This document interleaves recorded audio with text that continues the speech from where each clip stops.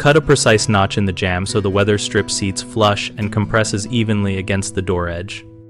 Start by measuring the weatherstrip base width and its required inset from the door face, then transfer those dimensions onto the replacement jamb using a sharp pencil and a square for straight lines.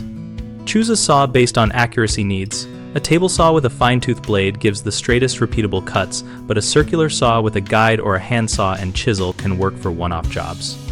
Set the blade height to the exact depth of the weatherstrip base and make a shallow test cut on scrap to confirm depth and fit, not cutting the full depth on the first pass.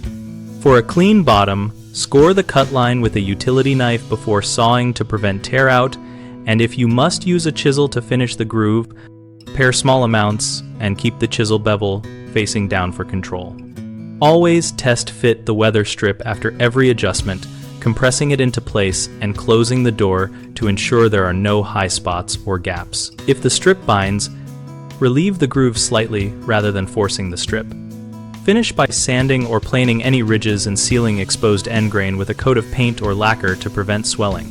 Common mistakes include cutting the groove too deep, which causes the weatherstrip to sit below flush and not compress properly. So back off the blade and make shallower passes and test fit often. Another issue is misaligning the notch front to back, which causes uneven compression along the door. Correct this by remarking with the door closed and scribing the jamb where it contacts the door to align the groove precisely. A third frequent problem is tear out or a rough channel that prevents a tight seal.